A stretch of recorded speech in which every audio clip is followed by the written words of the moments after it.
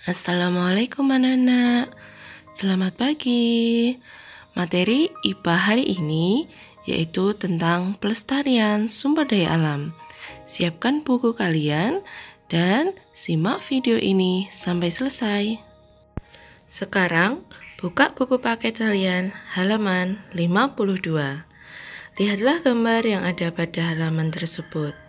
Itu adalah kegiatan proses pembuatan kertas. Proses pembuatan kertas adalah salah satu kegiatan yang mengolah sumber daya alam. Tahukah kalian kertas itu terbuat dari apa? Ya, kertas terbuat dari kayu.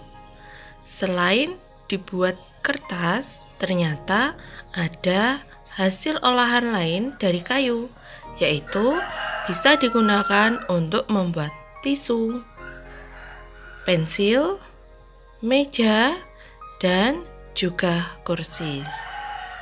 Banyak sekali ya hasil olahan dari kayu. Banyaknya hasil produksi kayu ini juga berbanding lurus dengan konsumsi kayu yang dibutuhkan. Lama-kelamaan, jika kayu terus digunakan, maka pohon yang ada di hutan juga akan habis. Oleh karena itu, kita perlu melakukan beberapa kegiatan guna untuk melakukan pembatasan penggunaan sumber daya alam tersebut, supaya kayu yang ada tidak cepat habis. Nah, berikut ini adalah upaya-upaya pelestarian kayu. Yang pertama, kalian menggunakan kertas bekas untuk menulis. Yang kedua, biasakan menggunakan kain untuk mengelap bagian yang kotor, bukan menggunakan tisu. Ketiga, yaitu memperbaiki meja atau kursi yang rusak, sehingga tidak membutuhkan kayu baru untuk membuat meja atau kursi. Dan yang terakhir, yaitu tentunya menanam pohon di hutan-hutan yang sudah gundul. Sekarang buka halaman 82. Di situ ada proses pengolahan kayu. Di setiap proses itu memerlukan suatu pekerjaan tertentu.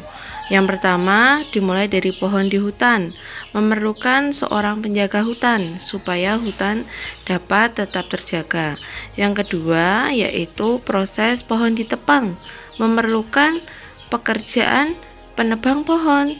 Dan yang ketiga, yaitu kayu diangkut ke kota. Kira-kira pekerjaan apa? Ya, pekerjaan menjadi sopir truk dan juga pengangkut kayu ke atas truk. Yang keempat adalah hasil-hasil dari olahan kayu. Ada pekerjaan menjadi pengrajin ukiran. Yang kedua, ada pekerjaan menjadi tukang mebel atau orang yang membuat kursi, meja, almari, dan lainnya. Dan yang terakhir, yaitu menjadi penjual dari produk hasil olahan kayu itu sendiri. Sekarang kalian amati di halaman 52 itu terdapat penampakan dari Pulau Kalimantan dari tahun 1950 sampai dengan tahun 2010. Pada tahun 1950 nampak Pulau Kalimantan itu begitu hijau. Lama-kelamaan warna hijau di Pulau Kalimantan itu sedikit demi sedikit menghilang. Artinya apa anak-anak?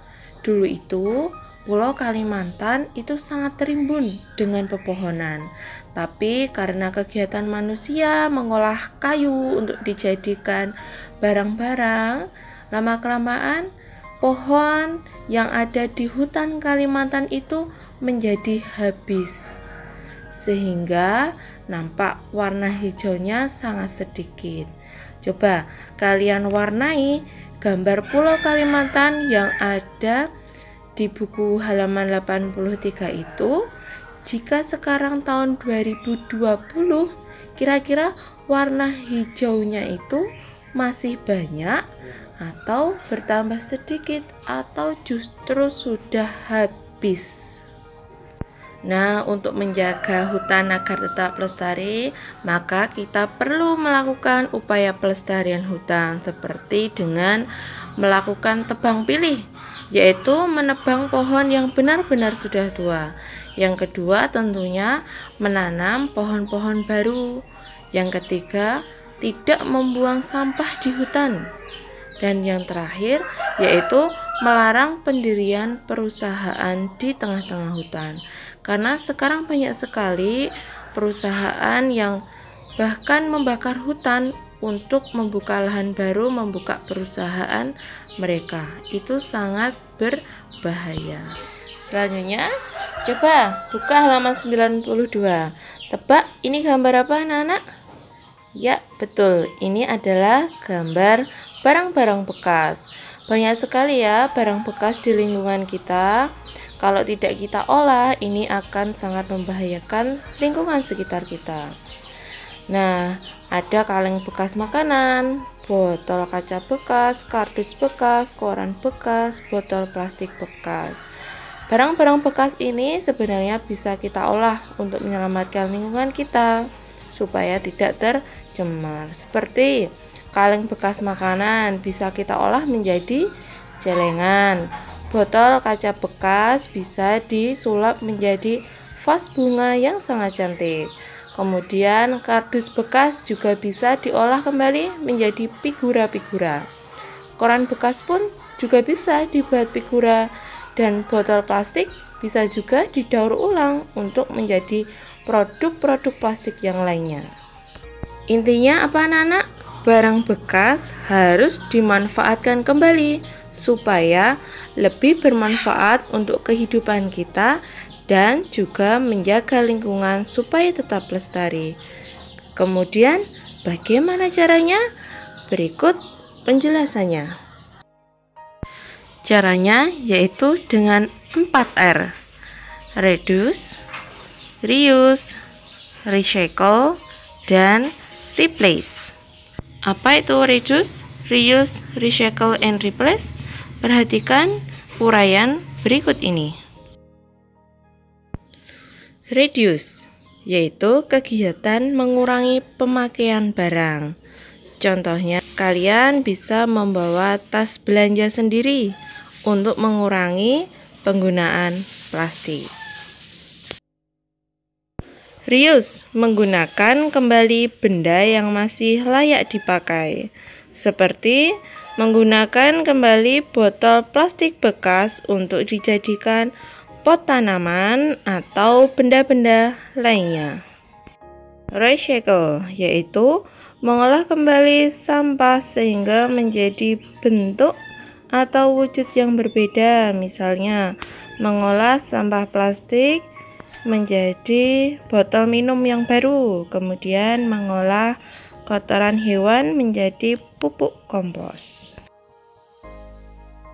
Replace yaitu menggunakan barang pengganti yang lebih ramah lingkungan, misalnya menggunakan sapu tangan untuk menggantikan tisu.